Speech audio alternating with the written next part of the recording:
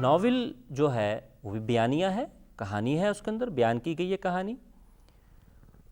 اس میں کردار کی بہت اہمیت ہے، جبکہ داستان میں کردار کی اہمیت کی بجائے ماجرے کی اہمیت زیادہ ہے. یہ غیر اہم ہوتا کہ کون سا کردار ہے اس میں. بظاہر ہیرو ہے، ہیرو کی بھی حتیٰ کہ اس پر اہمیت نہیں ہوتی کہانی کے معاملے میں. یعنی مرکزی حیثیت جو ہے واقعے کو ہے، قصے کو ہے داستان میں.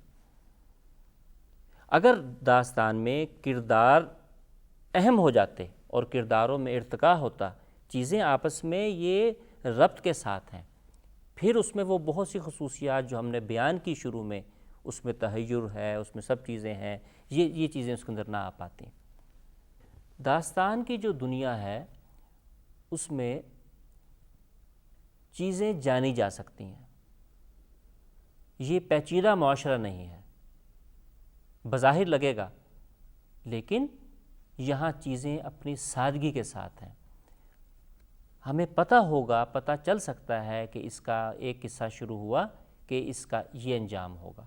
اسی طریقے سے طلسم اور حقیقی دنیا یہ اتنی آپس میں ملی جلی ہوئی ہیں کہ اس میں آپ تفریق نہیں کر سکتے. قصہ بیان کرتے ہوئے، قصہ سنتے ہوئے یہ تمیز، یہ فرق ختم ہو جاتا ہے کہ اس میں سے طلسم کیا ہے اور اس کے اثرات حقیقت میں کیا پڑے. اس سے فوری طور پہ جو ایک بات آ رہی ہے وہ ہے میجیکل ریئلزم. یہ اصطلاح آج کل خاصی رائج ہے. مغرب میں بھی اور ہمارے ہاں بھی آج ایسے ناول آ رہے ہیں جس کے اندر محیر العقول چیز ہوتی ہے، اور وہ ناول بھی ہے. اس کو میجیکل ریئلزم کا نام دیا گیا. جادوئی حقیقت نگاری، کہ وہ حقیقت نگاری تو ہے لیکن آپ اس کی کوئی توجیہ سائنٹیفک اس طرح نہیں دے سکتے، لیکن وہ ہے، آپ نے تسلیم کیا ہے.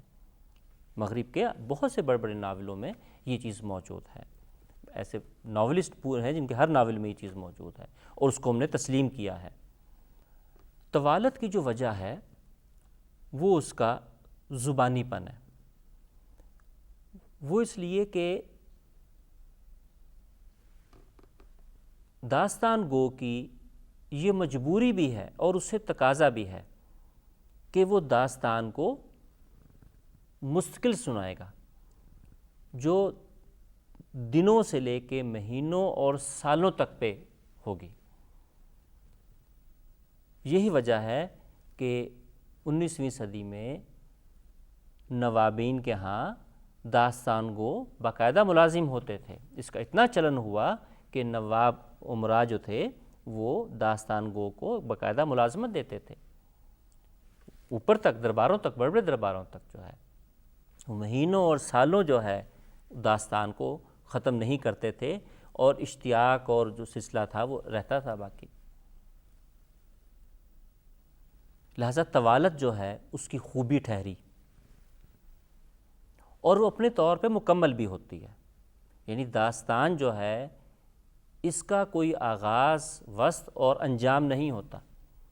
ایک سطح پہ وہ جو سنی گئی بات ہے، جو سنائی گئی ہے، وہ مکمل بھی ہے، وہ اپنی ذات پہ مکمل بھی ہے، اور اس کا تسلسل بھی ہے، اور اس کا یعنی ماضی میں بھی ہے وہ لنک اس کا، اور آنے والے وقت میں بھی اس کا لنک ہے. داستان کا مصنف کوئی نہیں ہے.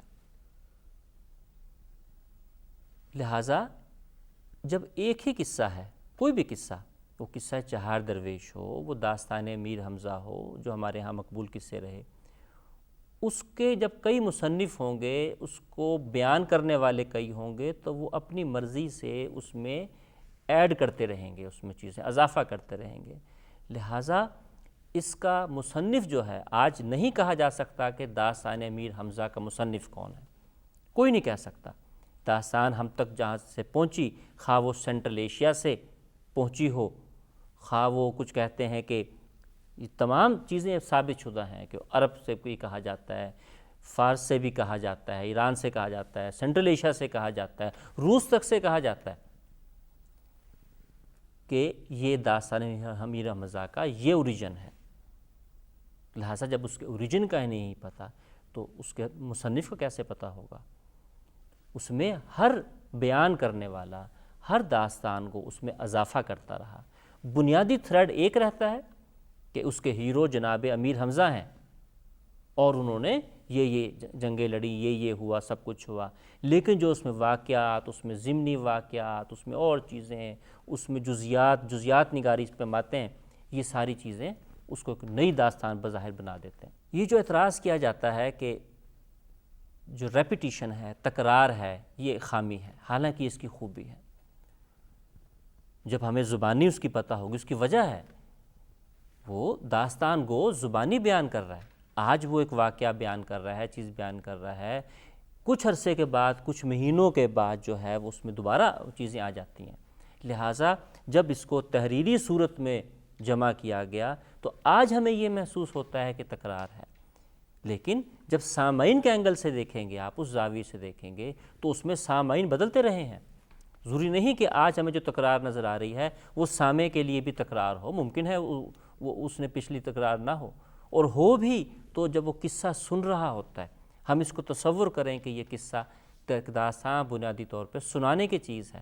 اس ماحول کو نظر انداز کر کے جب ہم داستان میں ریپیٹیشن، ان چیزوں کی اس پہ الزام لگائیں گے تو غلط ہوگا. زبانی اس کی داستان کی یہ تقاضا ہے کہ ہوگی. اس کا فائدہ یہ ہے کہ اس میں کہیں سے بھی کوئی چیز داخل کی جا سکتی ہے. جو بنیادی عناصر تھے ہماری داستان کے، اردو داستان کے خاص طور پہ، رزم یعنی مارکے، جنگی مارکے، بزم یعنی دربار اور عیش و عشرت، یہ سب چیزیں، طلسم یعنی جادو، سحر، اور عیاری. یہ جو عنصر ہے آخری، خاص طور پہ عیاری، یہ بھی اس میں اضافہ ہندوستان میں ہوتا ہے. جیسے طلسم کو اس کا جزو بنا دیا گیا، اسی طرح عیاری کا. اور عیار جو ہوتا ہے اس میں جیسے امر عیار ہم نے نام سنا ہے. ایک تو یہ عام طور پہ ہمارے ہاں غلط فہمی ہے، یہ امرو عیار کہتے ہیں. یہ لفظ ہے امر عیار، لکھنے میں یہ آئے گا، بولنے میں نہیں آئے گا. یہ عام طور پہ غلط فہمی پائی جاتی ہے. امر عیار، عمر بھی نہیں، امر عیار. تو امر عیار جو ہے داستان میر حمزہ میں کردار ہے. تو یہ ساری چیزیں مل کے مجموعی فضا بناتی ہیں داستان کا. تو یہ اس کی شعریات کا حصہ ہے. ناول کی وجہ سے ہمارے ہاں یہ غلط فہمی ہوئی کہ اس کی سماجی معنویت ہو. ہم یہ دیکھتے ہیں کہ داستان کی بھی سماجی معنویت کیا ہے، ناول میں تو نظر آتی ہے. تو یہ بھی غلط فہمی ہے کہ اس کی نہیں ہوگی، کیونکہ زبانی جو معاشرہ ہے اس میں سننے سنانے کی جب چیز ہوگی تو اس میں توجہ جو ہے کسی پیغام کی طرف اس کی طرف نہیں ہوگی. ساری چیزیں تحریر کی صورت میں ہوتی. جب انسان غور و فکر کرتا ہے اس میں غور و فکر کرنے کا مقام نہیں ہے، ماحول اور ذہنی ساخت اس وقت نہیں ہوتی. داستان میں حقیقی اور فرضی جو خطے ہیں، ممالک ہیں، شہر ہیں، وہ دونوں آپس میں مکس ہوتے ہیں. حتیٰ کہ جو حقیقی شہر ہیں، مثلا جیسے ہماری جو داستان ہے باغ و بہار، اس میں 3-4 ممالک کا ذکر آتا ہے. اس میں کوئی فکٹیشیس یعنی کوئی ایسا نام نہیں ہے جو ہو خیالی ملک ہو، لیکن جو وہاں کے باتیں، واقعات ہوں گے یہ آپس میں یعنی مکس ہوتی ہیں، خیالی بھی بعض اوقات اور اوریجنل شہر بھی. تو پڑھنے والا جو ہے، سننے والا جو ہے، اس سے کوئی غرض نہیں ہوتی. ناول میں تو یہ ہوگا کہ اگر اس میں فرض کیجئے ذکر ہو رہا ہے مصر کا، مصر کی شہزادی کا یا شہزادے کا، تو ہم آج ناول پہ اعتراض کریں گے کہ بھئی وہاں تو ریتلا علاقہ ہے، تو وہاں اور وہ دکھا رہا ہے کہ گھوڑے بھاگے جا رہے ہیں، فرض کیا تو ایسا کچھ ہو رہا ہے، یا وہاں سبزہ دکھا رہا ہے.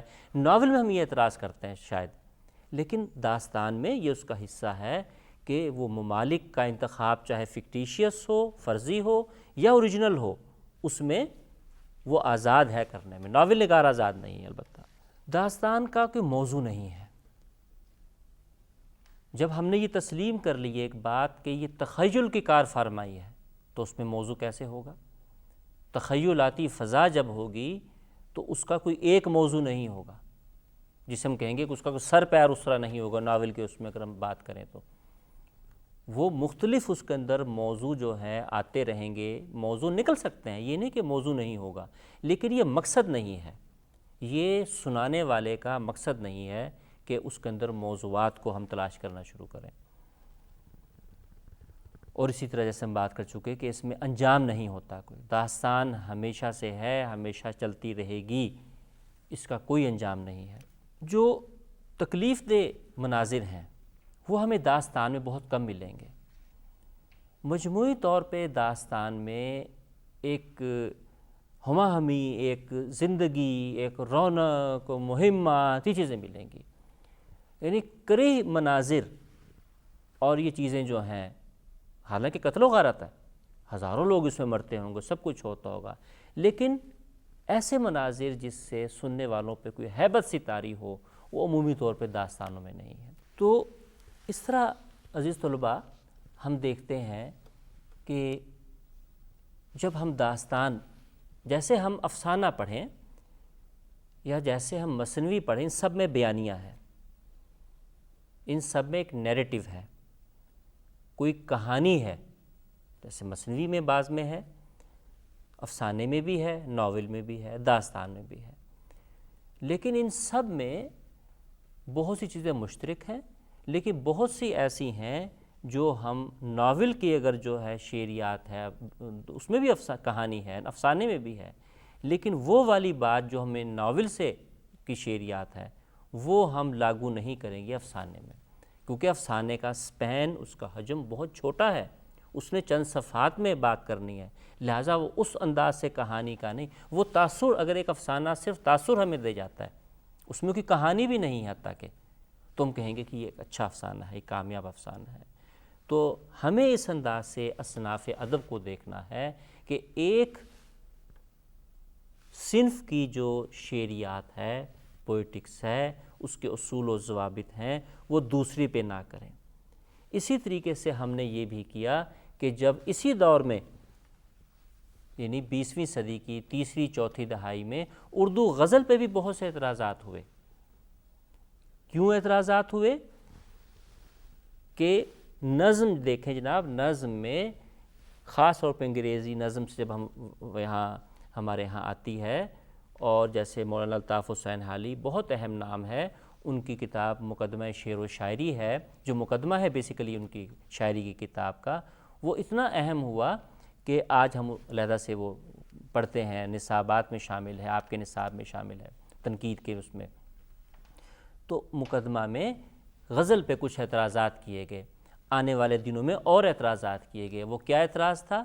کہ نظم میں جو ہے وہ شیرازہ نہیں ہے کوئی، اس کا ہر شعر دیکھے مختلف ہے۔ نظم کی خوبی یہ ہے کہ اس میں تمام جو ہے وہ دیکھو ایک موضوع ہوتا ہے، یہ خوبی بیان کی گئی۔ تو مغربی اثرات کے تحت جب مغرب کی نظم ہمارے ہاں طبقے نے دیکھی، پڑھے لکھے طبقے نے، جو انگریزی بھی جانتا تھا، کلیم الدین احمد وغیرہ، انہوں نے غزل پہ اعتراض کیے۔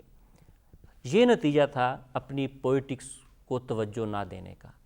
انہوں نے مغربی نظم کی جو پوئٹکس تھی اس کا اطلاق اردو کی غزل پہ کر دیا اور غلط نتائج حاصل کیے، جو وقت نے بھی ثابت کیا کہ ایسا نہیں ہونا چاہیے تھا۔ تو یوں عزیز طلباء، یہ کافی باتیں ہیں، مزید اس میں ابھی ہونی ہیں، تو ہم یہ سلسلہ جاری رکھیں گے، اور داستان پہ اور باغ و بہار پہ خاص طور پہ ہم اپنی گفتگو جاری رکھیں گے۔